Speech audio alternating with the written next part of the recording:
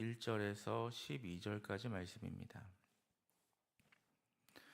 사도행전 13장 1절에서 12절까지 말씀을 한 절씩 교독하시겠습니다. 제가 먼저 1절 말씀을 읽겠습니다. 안디옥 교회에 선지자들과 교사들이 있으니 곧 바나바와 니게르라 하는 시므온과 구르네 사람 루기오와 분봉왕 헤롯의 젖동생 마나엔과 및 사울이라. 주를 섬겨 금식할 때에 성령이 이르시되 내가 불러 시키는 일을 위하여 바나바와 사울을 따로 세우라 하시니 이에 금식하며 기도하고 두 사람에게 안수하여 보내니라. 성령이 보내시오 실루기아에 내려가서 거기 살라미에 이르러 하나님의 말씀을 유대인의 여러 회당에서 전할세 요한을 수행원으로 두었더라.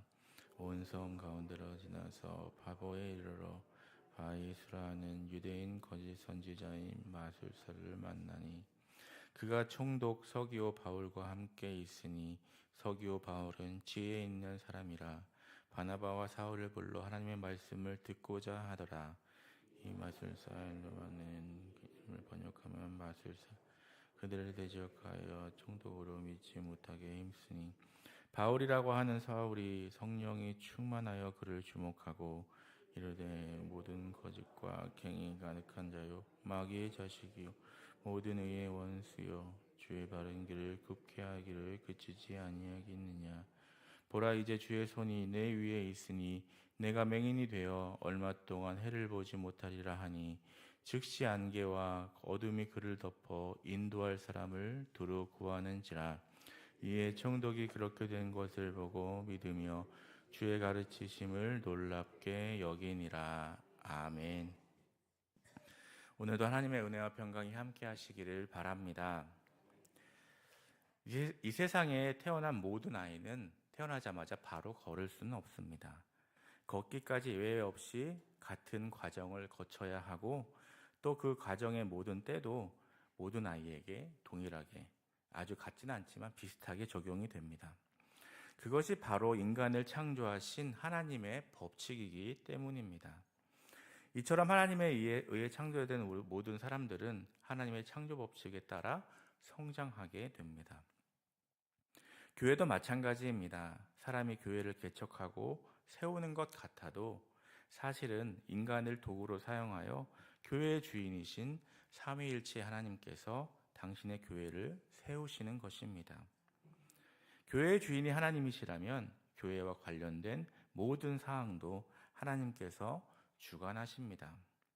팔다리를 버둥거리던 아이가 몸을 뒤집고 또 기고 또 앉고 서는 과정을 거쳐 성장하도록 디자인하신 분이 하나님이시듯 교회가 세워지고 뿌리를 내리고 성장하는 과정과 때를 인도해 주시는 분 역시 우리 하나님이십니다. 바로 그렇게 하나님의 과정을 잘 거쳐서 놀라운 일을 감당하게 된 교회, 또 교회의 귀한 모범을 보여주는 교회가 오늘 본문에 나오는 안디옥 교회입니다. 이제 예루살렘 중심의 시대가 막을 내리고 이방을 향한 본격적인 선교와 전도를 위해서 안디옥 교회로부터 최초의 선교사가 파송이 됩니다. 13장은 사도행전 전체로 보아도 아주 중요한 장입니다.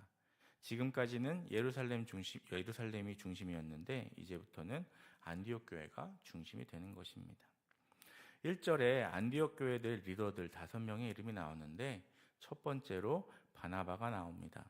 이 바나바는 구브로 출신의 레위 사람이었습니다. 그는 굉장히 착한 사람이었고 성령과 믿음이 충만한 사람이었습니다. 인격적으로도 훌륭하고 믿음도 훌륭한 사람이었습니다. 그리고 사울이 회심했을 때 그를 두려워하며 함께 교제하지 못하던 성도들 앞에 그를 데려가다가 보증까지 해준 사람이고 자기 고향에 내려가 조용히 있는 사울을 데려다가 안디옥에서 사역의 장을 열어준 사람도 바로 바나바입니다. 두 번째는 니게르라 하는 시몬입니다. 이 니게르는 피부가 검다는 것을 이루는 말이고 시몬이라는 이름은 히브리식 이름입니다. 그러니까 유대인인데 피부가 검다는 말입니다. 시몬이 흑인이었던 것은 분명합니다. 2000년 전 로마 제국 내에서 흑인들은 거의 다 노예였습니다. 그리고 당시 사람들 중에도 특히 유대인들은 선민 사상이 가득한 사람들로 아주 심한 인종 차별주의자들이었습니다. 이방인과 어울리지도 못하게 하는 사람들이었습니다. 그런데 그런 그가 안디옥 교회의 리더였다는 것입니다. 그러니 얼마나 놀라운 교회입니까? 세 번째는 구레네 사람 루기오입니다. 구레네는 현재 리비아 트리폴리 지역입니다. 루기오 역시 리비아 출신이라는 것 외에는 달리 내세울 것 없는 무명의 이방인에 지나지 않았습니다. 네 번째는 분봉한 헤롯의 젖동생 마나엔입니다. 이 분봉한 헤롯은 신약에 나오는 헤롯들 중에서 예수님을 만났던 헤롯, 즉 세례 요한을 죽인 헤롯 안티파스를 말합니다. 이 젖동생이라고 번역된 헬라어는 한 어머니의 젖을 먹고 자란 친형제를 말하기도 하고 또 어릴 적부터 단짝인 중마고를 가리키기도 합니다. 당시 로마 제국의 지배하에 있던 유대인들에게는 로마 제국의 하수인으로서 유대인들을 착취했던 헤롯 가문과 그 주변 인물들은 모두 증오의 대상이었습니다. 그런데 마나엔이 안디옥 교회의 리더가 되었다는 것입니다. 이것도 놀라운 일입니다. 그리고 안디옥 교회 지도자 그룹의 마지막 인물은 사울입니다. 여기 5명 중 3명은 약간의 설명이 나오는데 바나바와 사울은 그냥 이름만 나옵니다. 왜냐하면 이 바나바와 사울은 설명을 따로 안 해도 당시 사도행전을 읽던 독자들에게 너무나 잘 알려진 사람들이었기 때문이었습니다. 사울은 원래 교회를 짓밟고 그리스도인들을 박해하던 초대교회의 적이었습니다. 자기 스스로도 내가 죄인 중에 괴수라고 할 정도로 그런 사람이었습니다. 이상 5사람의 모습을 보면 모든 면에서 달라도 너무나도 다른 사람들입니다. 그래서 이들을 한 그룹으로 엮는다는 것 자체가 불가능해 보이는 사람들이었습니다. 그런데도 그들은 모두 주님 안에서 하나가 되어 한 교회의 구성원이 됐을 뿐 아니라 그 교회를 이끌고 가는 리더들이었다는 것입니다. 한마디로 안디옥 교회는 세상에서라면 결코 함께 어울릴 수 없는 사람들이 예수님 안에서 하나가 되어 함께 한 마음으로 나아간 놀라운 교회였습니다. 철저한 계급 사회를 이루고 있던 당시 로마 제국 내에서 그것은 정말로 혁명적인 일이었습니다.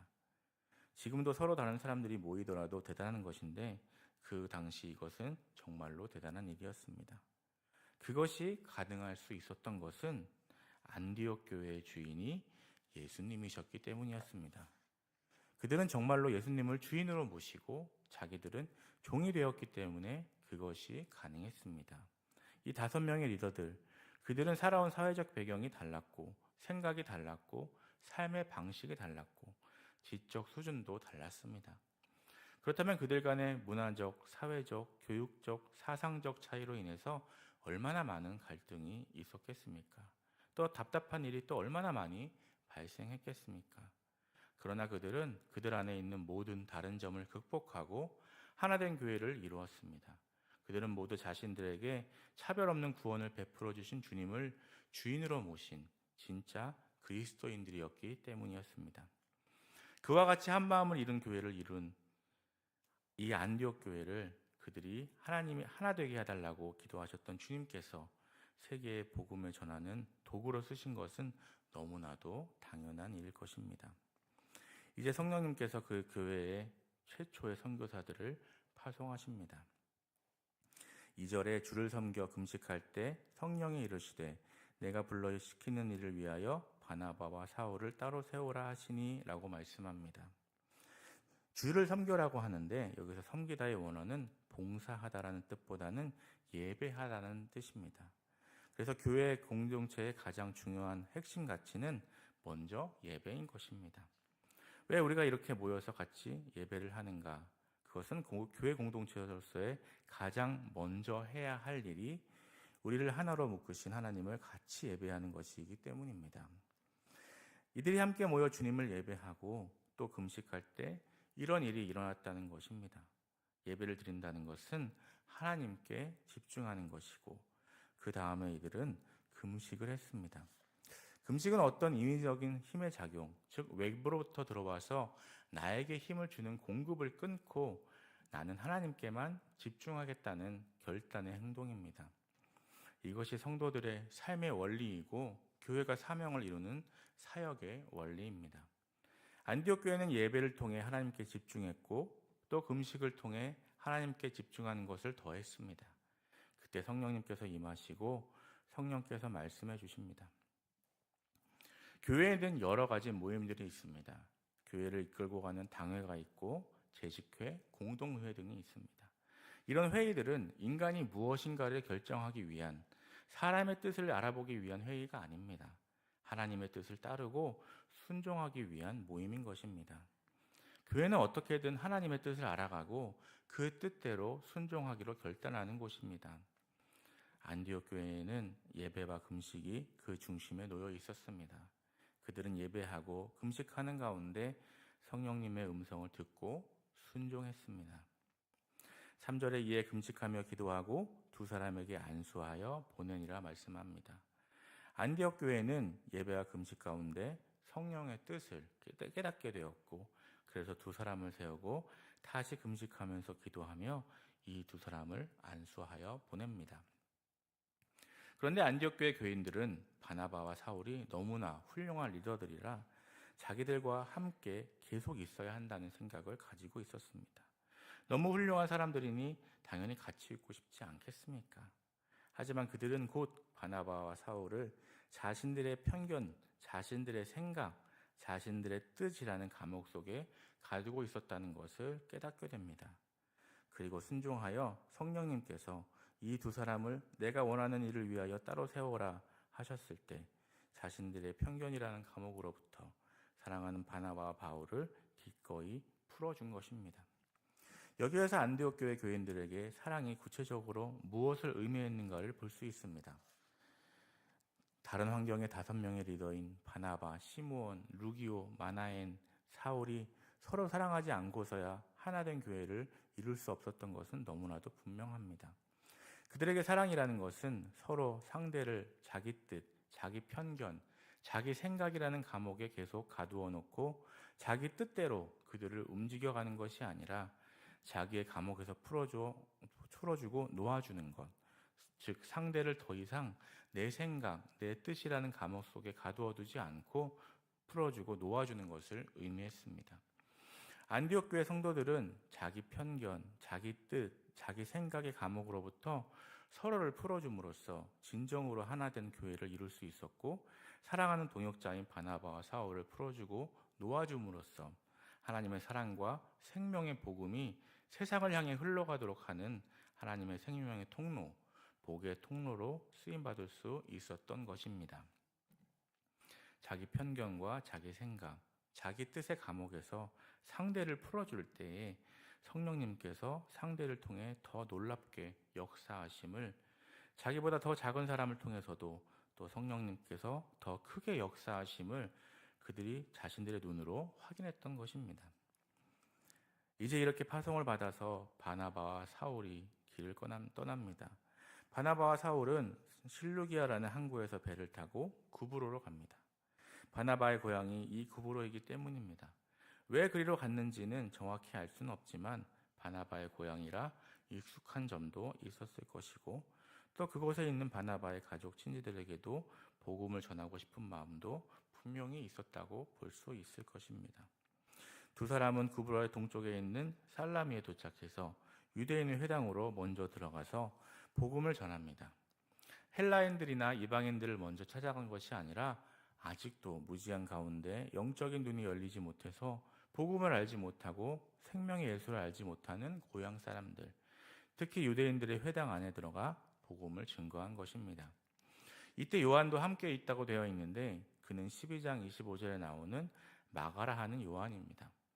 예수님께서 제자들과 최후 만찬을 하셨던 마가의 다락방이라 불리던 곳, 이 오순절에 120명이 기도하다가 성령을 받은 그곳, 또 베드로가 잡혔을 때 간절히 기도하던 바로 그것을 소유한 마리아의 아들 마가가 이 요한입니다.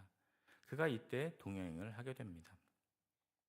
바나바 사울은 구브로의 살람이라는 동쪽 항구에서부터 복음을 전하기 시작하면서 이 섬을 서쪽으로 가로지르며 복음을 전하다가 한 곳에 도착합니다.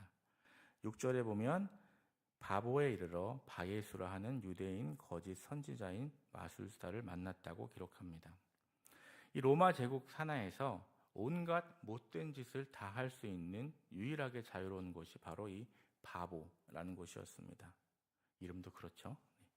온갖 범죄들이 다 벌어지는 곳이었습니다. 바로 그런 곳에 바나바와 사울이 도착했고 그곳에서 거짓 선지자인 박수마술사 한 사람을 만나게 되는데 그는 유대인입니다.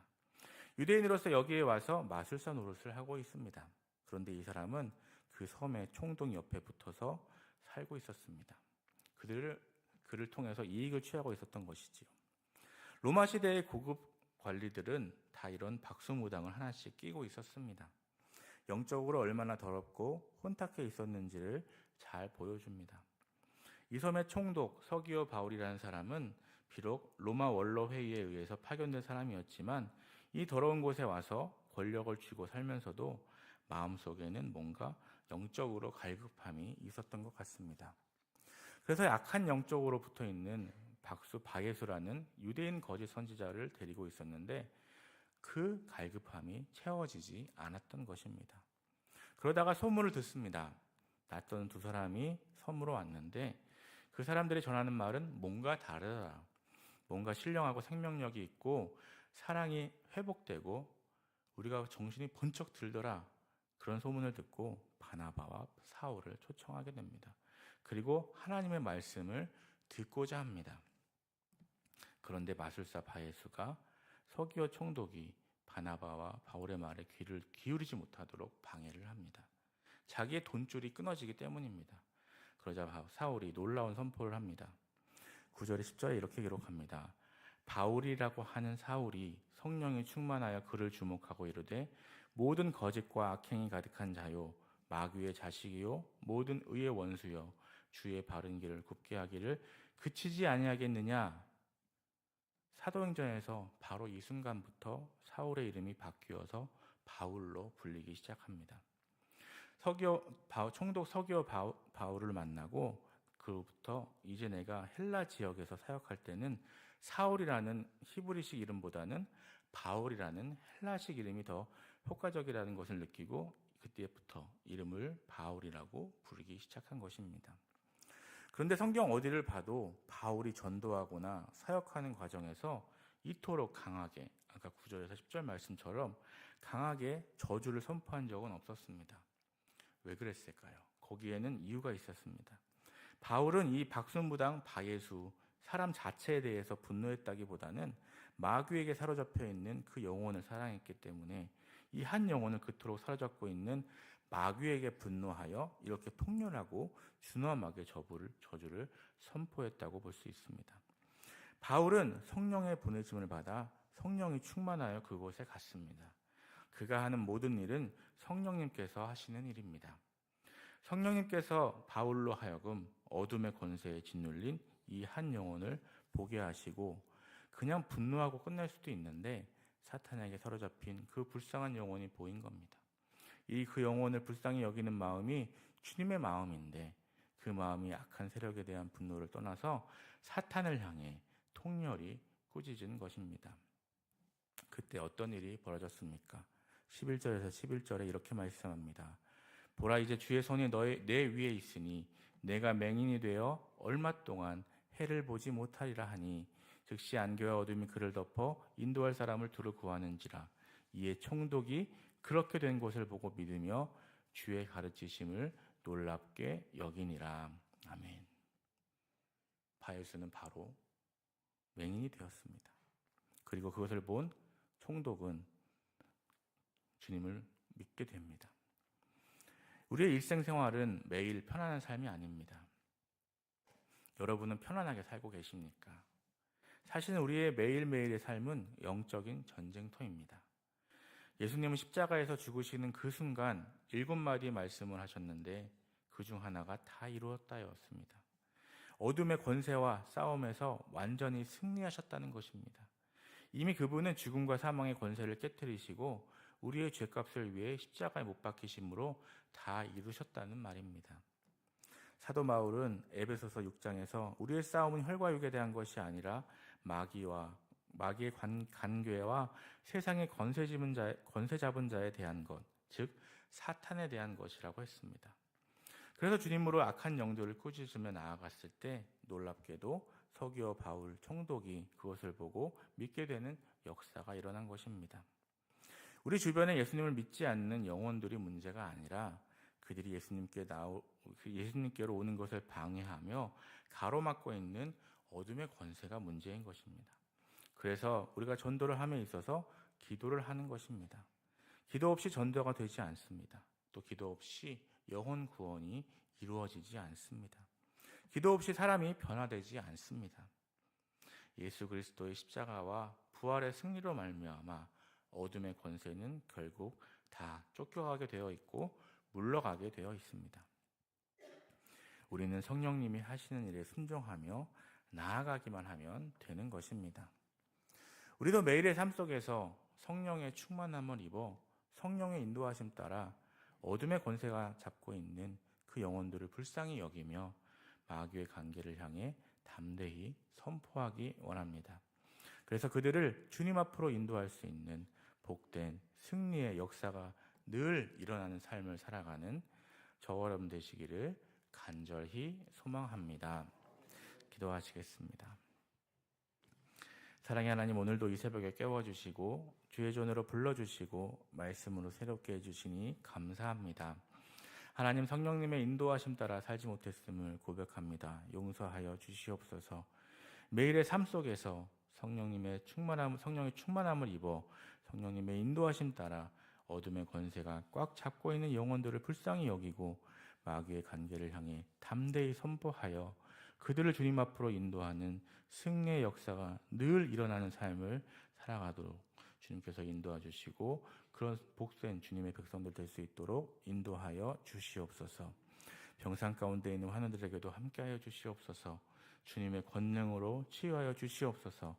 몸과 마음이 회복되게 하시고 건강한 모습으로 하나님을 예배하고 찬양하게 하여 주시옵소서. 특별히 가난 투병 중인 성영길 성도님, 또 31일 복마감 수술을 앞둔 최영애 권사님께 함께해 주시고 평안을 허락하여 주시옵소서. 또한 삶의 많은 문제로 고통받는 성도님들의 삶 속에 함께해 주셔서 가정과 교회 가운데 온전한 치유와 회복이 일어나게 하여 주시옵소서. 이 시간 주님 앞에 256번째 예물 드립니다. 사랑하는 주의 자녀가 드리는 예물을 받아주시고 예물이 쓰여지는 곳에 주의 은혜로 함께하여 주시옵소서. 예물을 드린 자가 엎드려 기도하오니 들으시고 선하신 뜻대로 응답하여 주시옵소서. 오늘도 가정과 일터를 지켜주시고 우리들이 살아가는 삶의 현장 속에서 주님만을 높이는 복된 삶이 되도록 인도하여 주시옵소서. 예수님의 이름으로 기도드립니다.